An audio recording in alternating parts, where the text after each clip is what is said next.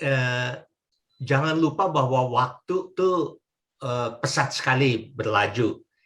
Jadi kita harus selalu siap-siap untuk bertemu dengan Tuhan. Sebab kita tidak tahu berapa lama lagi kita masih akan di dunia ini. Jadi waktu yang ada pada kita harus dipakai untuk memuliakan namanya. Bagaimanapun juga. Selalu terbuka untuk dipakai oleh Tuhan dalam pelayanan apa saja.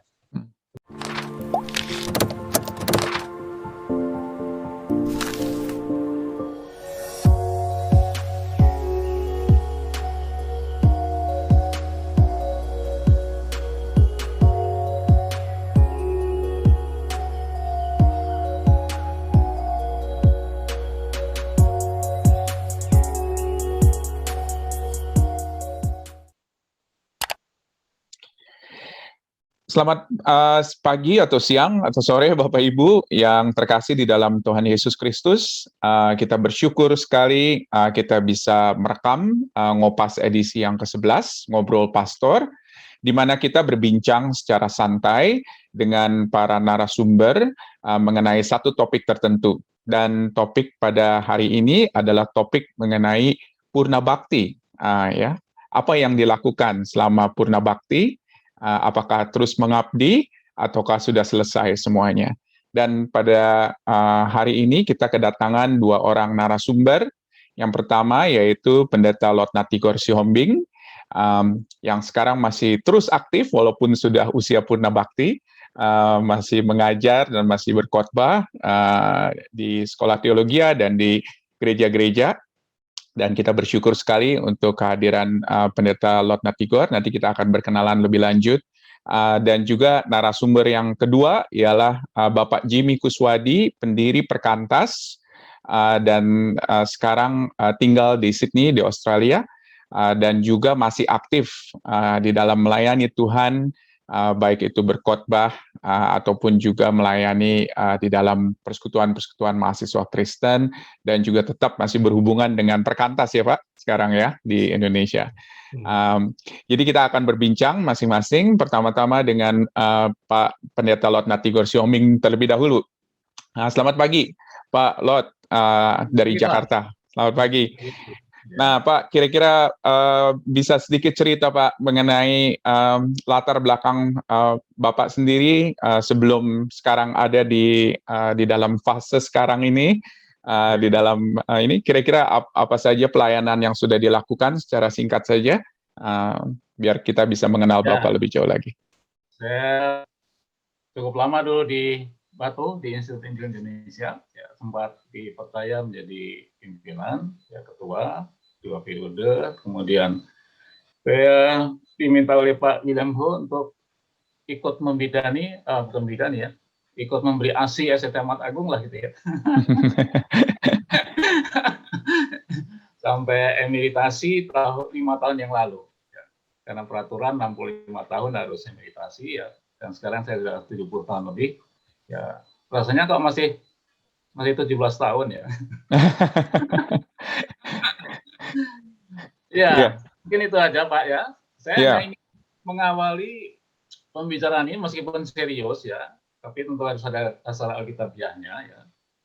Saya ingin membaca karena ini ayat yang sangat berbicara kepada saya dalam aktivitas saya sekitar umur 40-an tahun, sebelum 50 tahun. Di dalam Bilangan pasal 8 ayat 23 sampai 26, Bilangan ayat pasal 8 ya. Tuhan berfirman kepada Musa, inilah yang berlaku bagi orang Lewi, setiap orang yang berumur 25 tahun ke atas wajib bertugas, supaya ia bekerja pada kemah pertemuan. Tetapi jika ia berumur 50 tahun, haruslah ia dibebaskan dari pekerjaan itu, sehingga tak usah ia bekerja lebih lama lagi. Ia boleh membantu saudara-saudaranya di kemah pertemuan dan menjalankan tugas mereka, tetapi tidak usah lagi menjabat pekerjaan itu. Demikianlah harus kau lakukan kepada orang Lewi mengenai tugas mereka. Nah, ayat-ayat ini sangat berbicara kepada saya sejak saya aktif, sejak saya melayani Tuhan. Oleh karena itu salah satu doa saya waktu itu adalah, Tuhan, jika saya sudah umur 50 tahun, ini cukup letterlek ya. Kalau saya sudah berumur 50 tahun, supaya saya tidak lagi duduk dalam struktur, tetapi saya tetap melayani. Dan itu Tuhan jawab betul. Jadi sekitar umur 50 tahun, itu Pak Andreas sudah ada, Pak Mas ingat saya tidak lagi menjawab puket akademis, dan seterusnya lah Pak tahu. Maka waktu Pak Andreas studi lagi ke Singapura, yayasan dan pimpinan kan menghubungi saya, supaya saya menjabat lagi sebagai puket akademis. Jawaban saya begini, saya sudah berdoa supaya saya itu sungguh-sungguh bisa meregenerasi. Dan itu betul. Tapi kalau dari saya ke Pak Andreas, itu betul, regenerasi. Tetapi kalau Pak Andreas kembali ke saya, itu bukan regenerasi, itu reinkarnasi. Dan terlalu banyak yang reinkarnasi itu, Pak. Karena banyak orang ya yang sudah berumur begini, kadang-kadang tidak mau melepaskan itu, memberikan tongkat estafet lah ya. Tongkat estafet nggak diserahkan. Kadang-kadang tidak diserahkan, tongkatnya disembunyikan. Nah, saya tidak mau itu. Itu sebetulnya sudah masuk ke pertanyaan saya yang berikutnya kira-kira. Karena apa yang dipersiapkan sebelumnya. Tetapi terima kasih banyak Pak Siombing sudah. Itu kan sekaligus itu menjawab pertanyaan yang sebelum ditanya.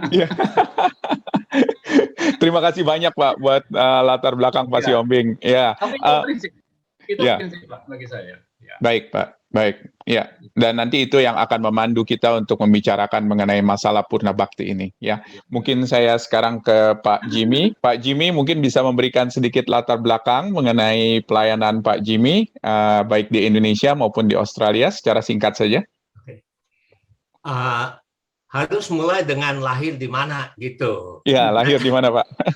Saya lahir di Bogor seperti Pak Tian, dua-duanya orang Bogor. Ya, saya datang ke Australia dalam rangka Colombo Plan untuk belajar elektronik, insinyur elektronik. Lalu sudah selesai, saya kembali ke Indonesia, tapi meninggalkan bidang teknik dan lalu masuk dalam pelayanan mahasiswa di Perkantas. Begitu, jadi sudah 4 tahun sudah selesai.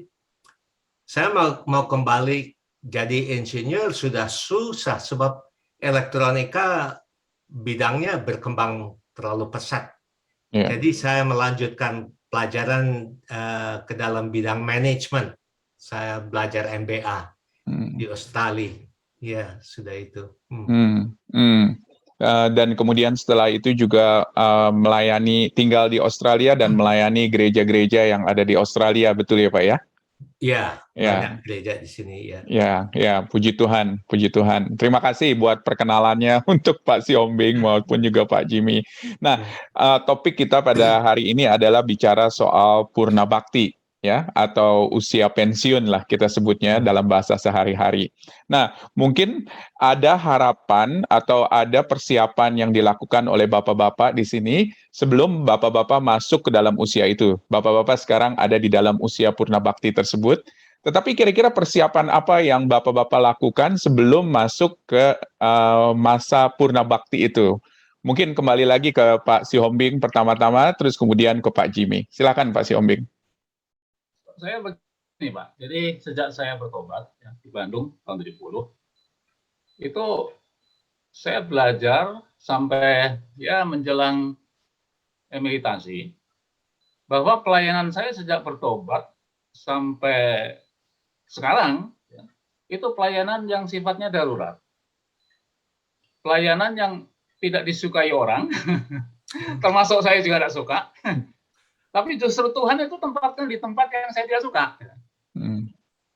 Jadi dulu pertama mulai saya ngajar di Jawa Tengah, saya bergabung dengan 3J, itu jemaat yang tidak ada pendeta, tidak ada guru Injil, yang hanya dilayani oleh majelis. Apalagi sekolah minggu, tidak ada. Nah, saya mulai mengumpulkan 4 anak. Nah, itu sampai 1,5 tahun, ya 15 bulan lah. Dari 4 anak itu terkumpul sampai 98 orang. Oh. Sebelum saya masuk ke I3. Yeah. Jadi waktu perpisahan saya mau berangkat ke Batu, ya pada nangis semua.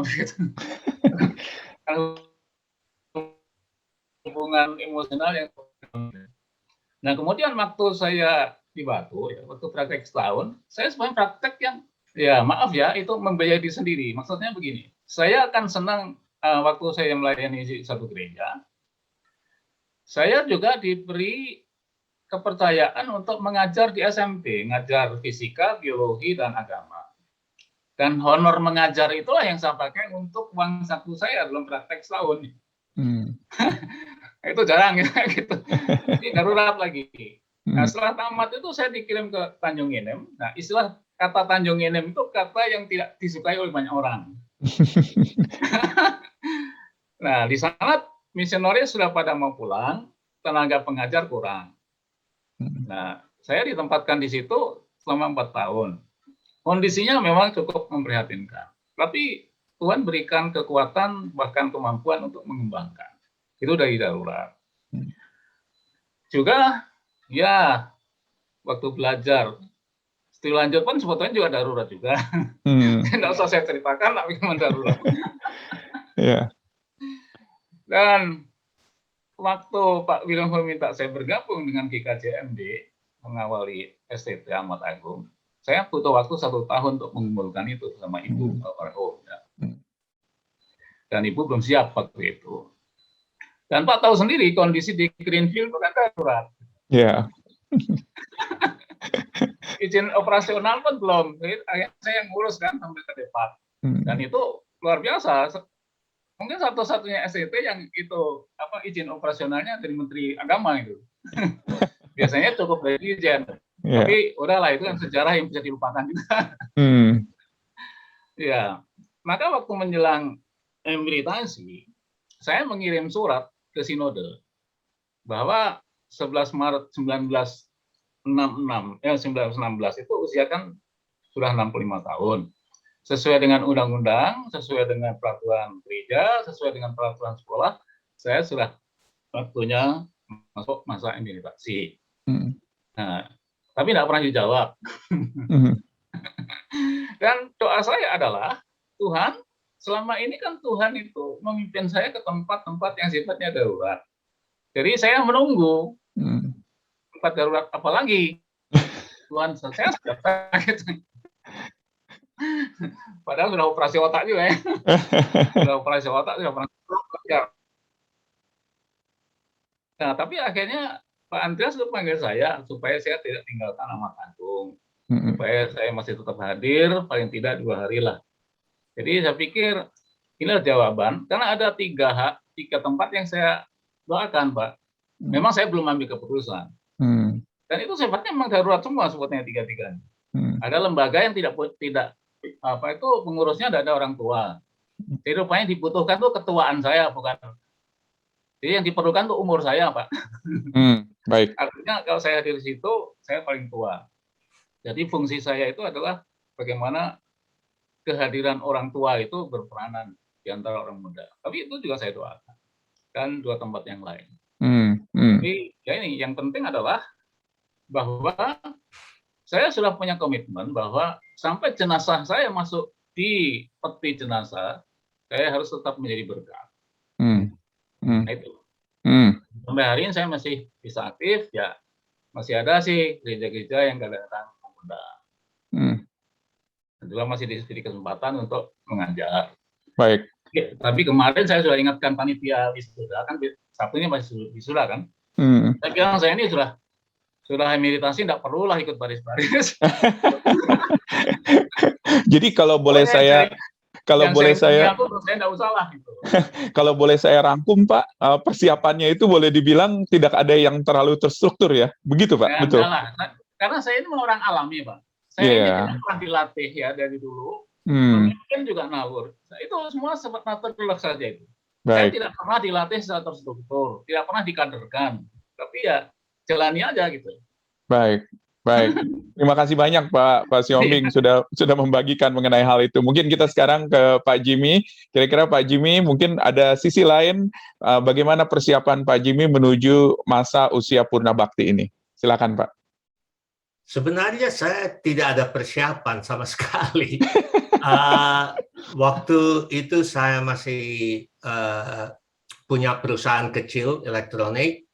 Lalu waktu saya jual, sudah pensiun jual, tapi saya masih aktif di gereja. Saya sebagai chairman of the board of elders. Jadi ketua majelis ya.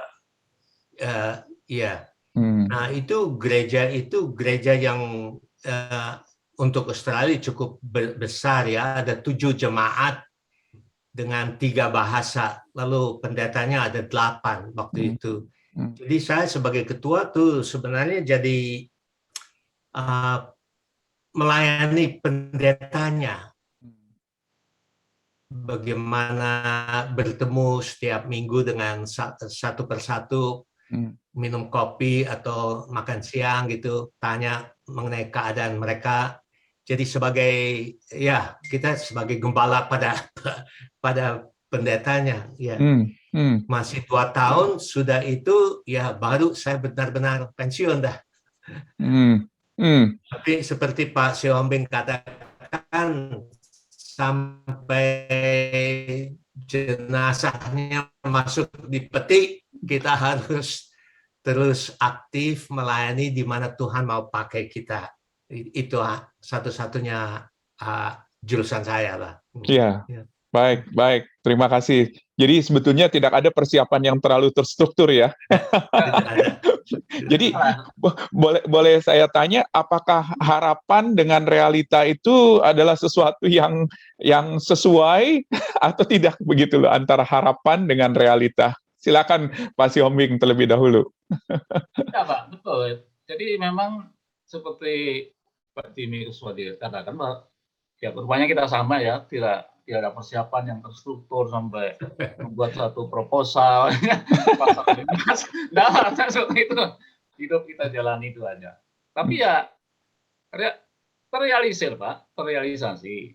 Yang namanya manusia memang yang namanya kadang-kadang tidak puas, kadang-kadang ya pasti ada lah. Tapi itu sedikit.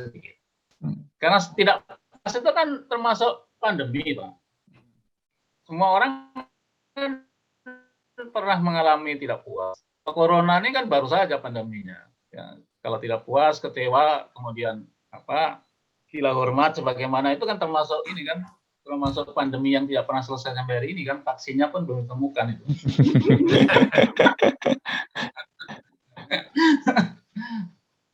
Iya betul. Jadi memang ini adalah sesuatu yang mungkin juga kita tidak rencanakan begitu, tetapi di sisi lain kita juga melihat bagaimana tangan Tuhan yang terus bekerja tentunya ya. Jadi antara harapan dengan realisasi. Kalau misalnya dengan Pak Jimmy bagaimana Pak? Antara harapan dengan realisasi, apakah kira-kira sama ataukah beda atau bagaimana menurut Pak Jimmy? Untuk saya sih terrealisasi juga, sebab harapan saya adalah kalau lebih banyak waktu bebas, saya ingin memakai waktu itu untuk lebih dekat pada Tuhan, lebih kenal Alkitab dan lebih kenal dengan Tuhan sendiri. Jadi sesudah saya betul-betul pensiun, bebas waktu, saya malah masuk sekolah teologi. Saya belajar teologi sudah itu. Saya lulus mungkin mahasiswa yang paling tua, 75 saya lulus. Jadi herannya Tuhan tuh ya, kalau mereka teman-teman nanya, kenapa mau sekolah teologi umur udah tua? Saya tidak punya rencana apa, tidak punya tujuan atau plan apa-apa. Tapi 1 bulan sesudah saya lulus, Tuhan panggil saya untuk jadi pendeta sementara di gereja internasional di Kuala Lumpur untuk 2 bulan. Itu saya betul-betul heran. Jadi umur kita seberapapun untuk Tuhan itu tidak masalah. Dia masih bisa pakai kita meskipun kita Tuhan. Puji Tuhan. Jadi untuk 2 bulan kami pergi ke St. Andrews International Church, Presbyterian Church di Kuala Lumpur. Jadi pendeta di sana. Ya. Jadi terrealisasi harapannya. Terrealisasi harapannya ya, begitu ya. Jadi memang kalau kita memang bicara mengenai situasi sekarang, tentunya nggak ada yang tahu kalau misalnya 5 tahun yang lalu kita akan menghadapi hal-hal seperti ini. Tetapi ya puji Tuhan kalau misalnya kita masih diberikan kesempatan untuk melayani Tuhan, saya rasa itu adalah sesuatu yang kita harus syukuri ya kepada Tuhan ya. Nah mungkin pertanyaan yang berikutnya sekarang untuk Pak Jimmy dan juga untuk Pak Lot, ialah kira-kira apakah saran-saran yang bisa diberikan kepada kita semua nih yang masih belum masuk usia punabakti, begitu loh. Kira-kira hal-hal apa aja yang bisa kita persiapkan lebih baik lagi. Jadi kalau misalnya bisa mundur waktunya, begitu ya. Apakah saran-saran yang bisa diberikan kepada generasi yang muda untuk mempersiapkan diri masuk ke usia punabakti? Ya, silakan Pak Lot terlebih dahulu, kemudian ke Pak Jimmy. Saya ingat nasihat Martin Luther, Pak ya. Martin Luther itu mengatakan bahwa apapun yang kamu terima dari Tuhan, terimalah dengan tangan terbuka. Dan jika Tuhan mengambilnya, tanganmu tetap terbuka, sehingga tidak luka. Nah itu yang saya praktekkan betul, Pak. Jadi jika kita menerima dari Tuhan dengan tangan terbuka dan tetap terbuka dan tidak menggenggamnya, jika Tuhan mengambilnya, tanganmu tidak luka. Itu betul. Banyak orang tidak tahan, ya saya sebetulnya pensiun itu ya santai aja, senang aja. Karena apa yang dulu diberikan pada saya, kepercayaan memimpin yang diberikan pada saya, Tuhan ambil ya, saya tidak mengalami sesuatu yang sampai masuk rumah sakit jiwa lah gitu. Ya, karena betul. Nah itu membutuhkan ketekad bulatan. Bertekad bulat untuk bahwa kita ini ada waktunya, segala sesuatu itu ada waktunya. Hanya yang membuat tadi kembali ke pertanyaan yang pertama tadi menyangkut realisasi. Ya dulu itu saya memang waktu sudah cukup waktu gitu ya, tidak terlalu banyak aktivitas, ibu juga sudah tidak banyak aktivitas. Kami ingin ya menikmati berdua lah. Karena kami dulu tidak sempat sesudah menikah itu tahun 79 kan tidak sempat itu bulan madu itu. Itu menikah langsung aktif gitu ya. Jadi inginlah kita tapi sebelum itu menjadi kenyataan ya Tuhan sudah panggil ibu tahun lalu. Nah itu aja sebetulnya menjadi, kalau dibilang soal kekecewaan ya itulah kekecewaan yang paling mendalam. Soal pekerjaan sih enggak. Tapi kalau soal realisasi dalam relasi dan komunikasi suami istri ya itu yang untuk saya ya cukup mengecewakan. Ya Tuhan hiburkan. Ya, seperti Bapak Ibu saudara-saudara mengetahui, Ibu Si Hombing dipanggil Tuhan kurang lebih 1 tahun yang lalu ya Pak ya, betul ya? 30 Juni ya. Ya, dan kita kita berduka juga kehilangan Ibu. Ya, terima kasih Pak Si Hombing sudah membagikan. Mungkin dengan Pak Jimmy, apakah ada hal-hal atau saran-saran yang bisa diberikan kepada generasi muda untuk mempersiapkan masuk ke dalam usia purna bakti? Saya rasa saran satu-satunya adalah jangan lupa bahwa waktu itu pesat sekali berlaju. Jadi kita harus selalu siap-siap untuk bertemu dengan Tuhan. Sebab kita tidak tahu berapa lama lagi kita masih akan di dunia ini.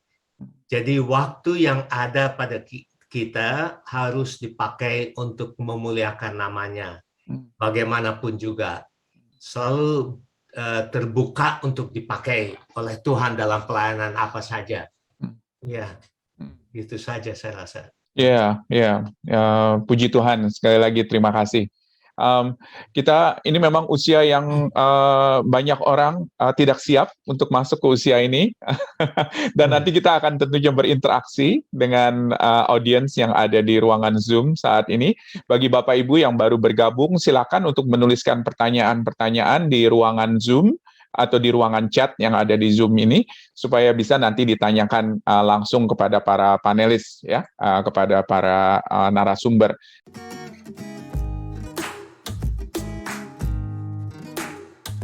Nah, ini sudah ada masuk pertanyaan yang pertama dari Pak Julio. Saya ingin bertanya untuk Pak Lotnatigor. Untuk pelayanan Bapak, boleh dibilang sangat langka. Apakah Bapak sendiri menyiapkan regenerasi supaya tidak terjadi reinkarnasi, seperti yang tadi dibicarakan? Terima kasih, Pak Siombing. Silakan dijawab. Betul, Pak. Justru itu saya berkomitmen bahwa pengalaman yang tidak bagus ini jangan sampai terulang. Dan betul, saya siapkan. Termasuk dulu, waktu saya studi ke Korea kan tidak bisa bawa keluarga. Tapi saya berkomitmen, kalau saya jadi pemimpin, saya tidak akan izinkan mahasiswa studi lanjut tanpa keluarga. Biarlah saya saja yang mengalami itu. Dan itu saya praktekkan. Dan sampai hari ini dalam pengadilan generasi ketiga barangkali ya, itu sudah siap untuk mengajar. Waduh, saya senang sekali. Karena itu dulu, waktu di Amat Agung, saya kalau sampai Amanat Agung itu berusia 15 tahun, belum ada alumni yang kembali ke Amat Agung, saya ini orang yang gagal. Tapi puji Tuhan, belum sampai 15 tahun sudah kembali. Dan sekarang sudah mulai duduk di unsur pimpinan. Dan sekarang saya bukan mempersiapkan, tapi juga mendoakan bahwa suatu saat harus alumni Amat Agung yang memimpin SCT Amat Agung. Dan mudah-mudahan saya sempat melihat itu. Nah itulah Pak Julio. Jadi pengalaman yang pahit itu harus diubah menjadi pengalaman yang manis untuk ikut. Hanya yang manis-manis jangan bikin diabetes. Ya, baik. Terima kasih sekali lagi. Kalau misalnya Bapak Ibu yang ada di ruangan Zoom ini ingin bertanya langsung kepada narasumber kita, silakan di-unmute dan bisa langsung bertanya, begitu loh.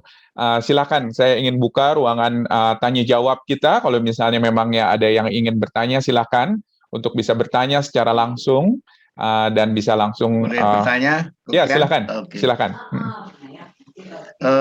Tadi kalau saya tidak salah tangkap bahwa Pak Jimmy dan Pak Lot itu sama-sama mengatakan sebenarnya tidak ada persiapan khusus untuk pensiun ya. Nah, ini tadi pertanyaannya mirip yang disampaikan oleh Kian, tapi Bapak Kian, tapi ini agak sedikit saya balik gitu. Jika Pak Jimmy dan Pak Lot ini diberi kesempatan untuk mempersiapkan pensiun atau digunakan pensiun ya, karena kalau pelayanan sampai seumur hidup tadi menjadi berkatnya sampai dibaringkan di mati pun masih menjadi berkat.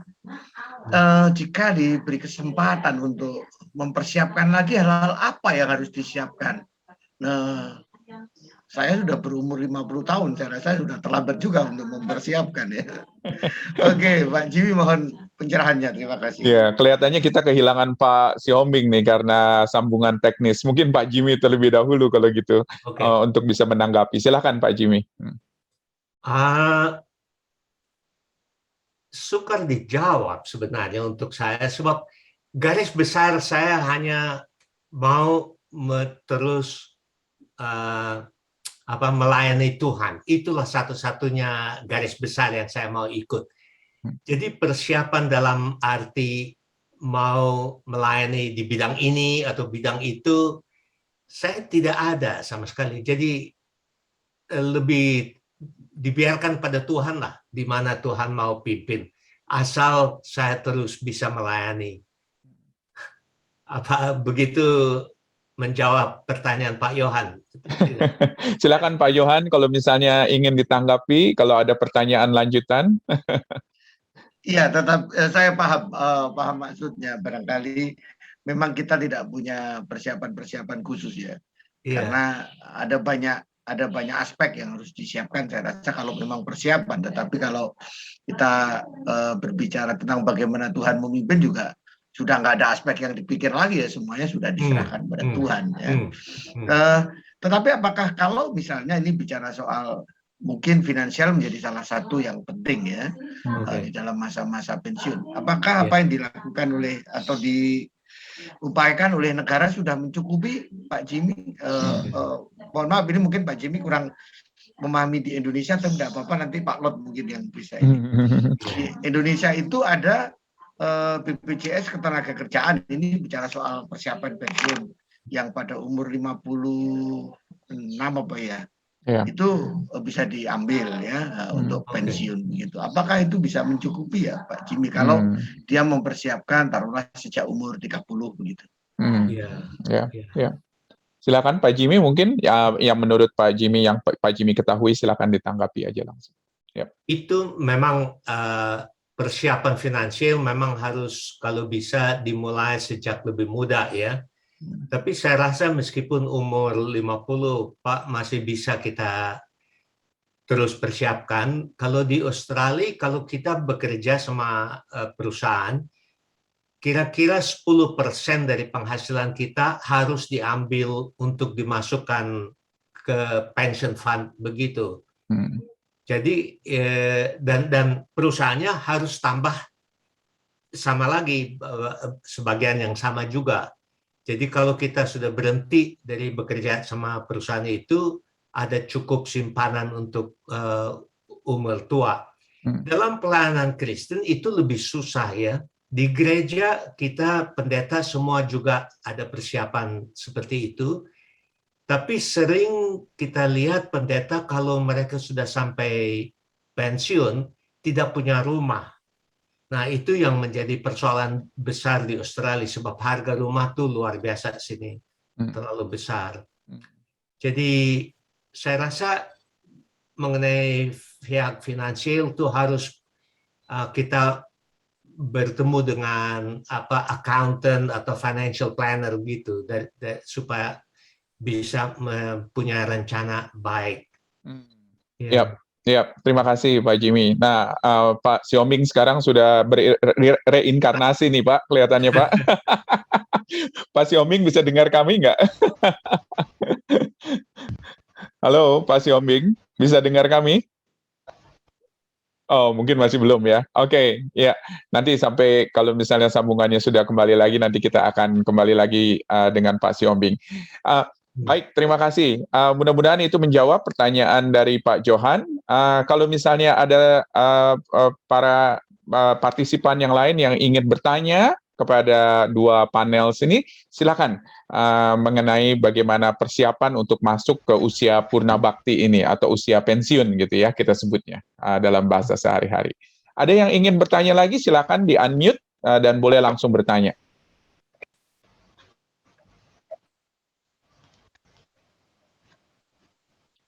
Oke, mungkin saya punya pertanyaan nih Pak Jimmy. Mungkin kita nggak bisa atau sulit ya untuk membayangkan begitu ya. Apa saja sih yang diisi begitu loh ketika usia pensiun itu, apalagi sekarang begini, misalnya pada saat ini kita itu terikat dengan struktur ya. Kita terikat dengan pelayanan kita atau dengan pekerjaan kita. Dan nanti suatu saat ternyata kita itu tidak terikat lagi dengan struktur gitu loh. Kita bebas, boleh dikatakan. Jadi bagaimana membuat hidup tetap terstruktur begitu Pak? Karena kan maksudnya kan kalau misalnya kita dibuat bebas sebebas-bebas ya mungkin kita bisa tiap hari main golf atau tiap hari pergi minum kopi atau apa begitu. Tetapi apakah Pak Jimmy membuat struktur nggak di dalam kehidupan Bapak pada usia purna bakti ini? Oh, itu pertanyaan baik sekali sebab memang sudah kita retire atau pensiun tidak ada struktur sama sekali. Bangun pagi seenaknya ya. Makin lama makin lat. Tapi di situ memang perlu disiplin ya. Kita bangun pagi pada waktu yang sama kalau bisa. Tidak perlu sepagi seperti kalau kita masih bekerja. Tapi jangan sampai malas-malasan. Jadi mulai dengan struktur bagus. Yang saya rasakan baik sekali adalah waktu teduh saya tidak terbatas. Sesudah itu, so, tidak ada batasan waktu. Jadi sesudah makan pagi saya siapkan waktu teduh bisa 1 jam, bisa 1,5 jam. Seenaknya saja sebab tidak banyak itu. Tapi di samping itu setiap hari kita harus kalau bisa mempunyai rencana salah satu. Sekarang di Australia kita lagi dalam lockdown. Maksudnya tidak bisa keluar rumah hanya untuk beberapa hal yang penting. Beli makanan, pergi kerja, pergi ke dokter dan sebagainya. Kalau tidak, harus diam di rumah. Jadi banyak orang yang merasa lonely tuh, kesendirian. Kesepian, ya. Kesepian. Nah, ini kesempatan untuk kita memakai waktu kita, kontak mereka, call aja. Halo, bagaimana? Kalau nggak di call, kirim SMS atau WA. Jadi tiap hari kita coba call atau hubungi 1-2 orang. Kita encourage dia, kirim ayat-ayat Alkitab atau bagaimana. Jadi punya struktur dalam arti kata ada sesuatu yang harus kita lakukan hari itu. Gitu. Ya.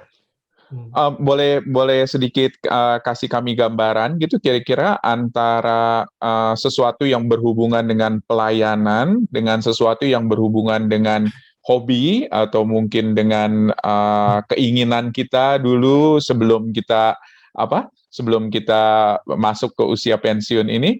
Apakah ada ini Pak? Apakah ada sesuatu porsinya? Oh ini 40% pelayanan atau 60% mungkin yang non pelayanan? Apakah Pak Jimmy ada kurang lebih ada pembagian seperti itu atau bagaimana? Tidak ada pembagian secara rencana ya. Tapi kalau dilihat mengenai pemakaian waktu saya rasa sebanyaknya masih pelayanan.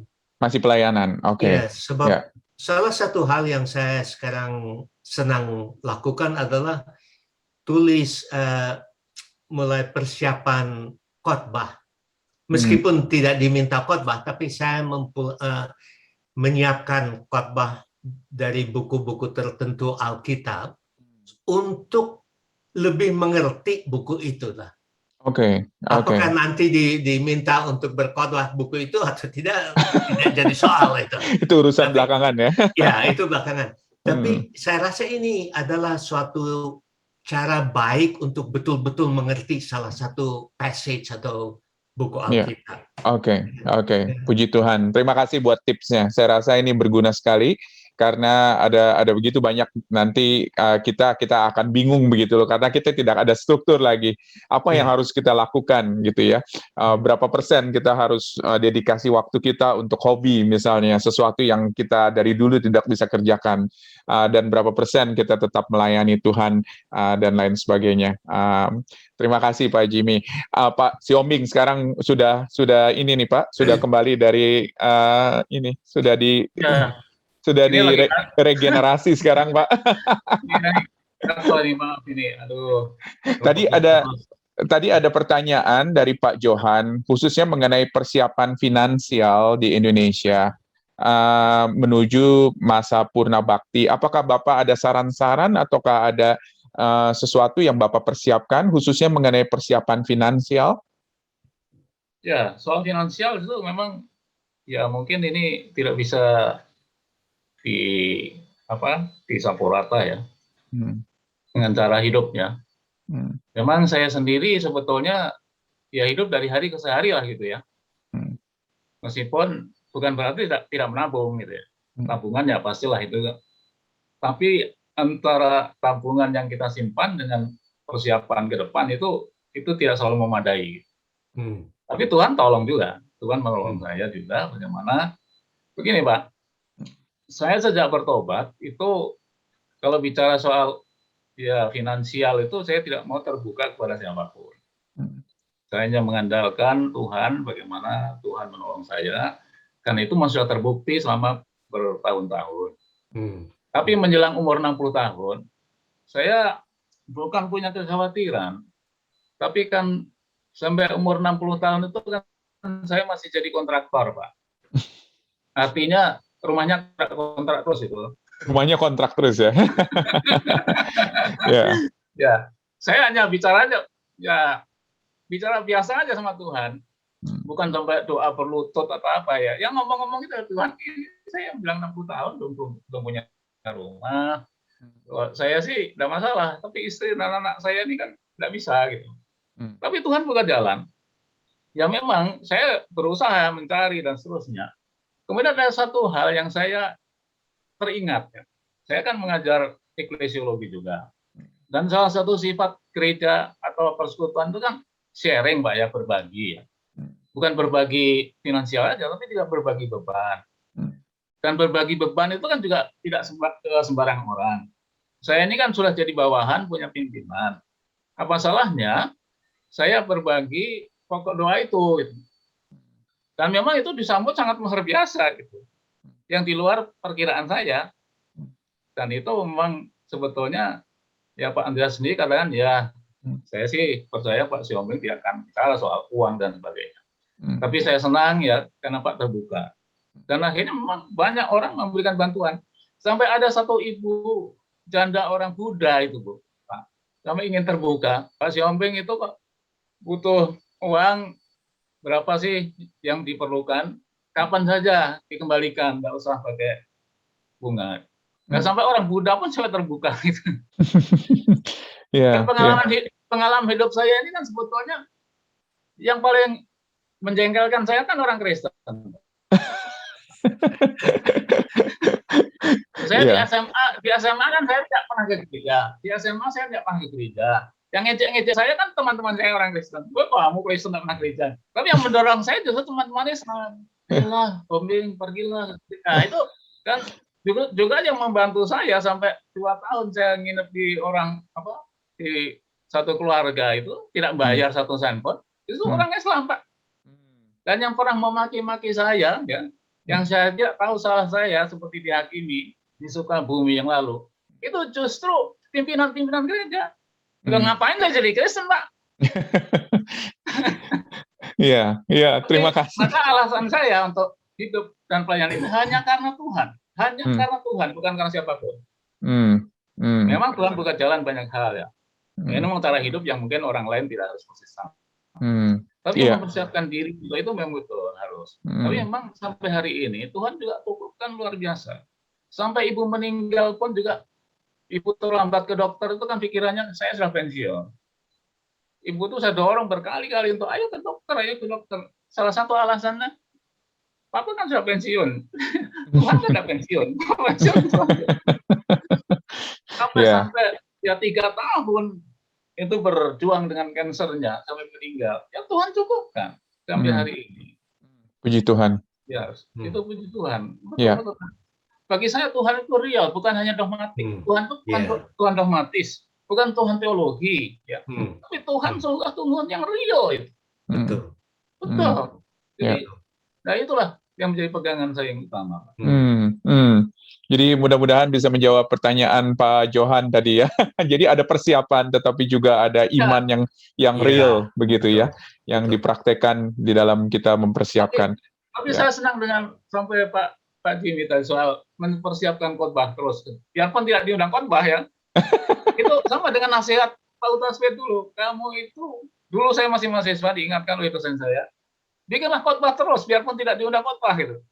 Dan itu bagus. Saya senang itu dengan apa yang Pak sampaikan itu. Betul, itu betul. Itu betul. Puji Tuhan. Nah, kita beralih ke pertanyaan berikutnya. Ini ada pertanyaan dari Pak Julio lagi untuk Pak Jimmy. Saya ingin bertanya ke Pak Jimmy, Pak, bagaimana menanamkan disiplin untuk menjadi mahasiswa seperti Bapak yang masih kuliah dulu ketika masuk kelas, sekarang di usia Purna Bakti. Jadi maksudnya bagaimana menanamkan disiplin untuk tetap menjadi mahasiswa seperti Bapak yang masih kuliah masuk kelas di usia Purna Bakti, begitu. Untuk saya sebenarnya tidak menjadi soal, sebab saya merasa ini suatu kehormatan lah, bisa belajar lebih dekat untuk lebih dekat pada Tuhan. Jadi saya punya motivasi yang cukup kuat lah masuk gitu. Saya harus mengakui salah satu yang saya takut waktu itu adalah bagaimana mahasiswa yang lain akan melihat kalau mereka lihat ini orang tua datang di kelas. Nih kakeknya Reaksi kelihatannya mereka ya. bagaimana gitu Usia ya. kakeknya. Iya, kakek-kakek datang. Tapi herannya ini kerjaan Tuhan juga. Kuliah pertama saya mulai jam 11 pagi sampai jam 2 kalau tidak salah. Di tengahnya ada berhenti makan siang. Makan siang berkumpul di college itu. Saya malah mahasiswa yang muda-muda sering ingin duduk di meja dengan saya. Mereka menanya-nanya, minta advice ini, minta advice pelayanan itu. Jadi saya sebagai mahasiswa juga menjadi gembala pada yang mahasiswa yang lalu. Jadi Puji itu Tuhan. lebih gampang lah saya untuk menyesuaikan dalam kelas itu. Ya, puji Tuhan, puji Tuhan. Kalau misalnya bisa dipakai oleh Tuhan di dalam hal tersebut ya.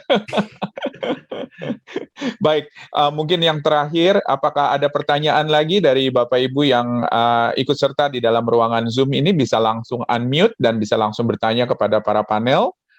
Kalau misalnya ada pertanyaan yang terakhir, silakan, jangan malu-malu begitu ya.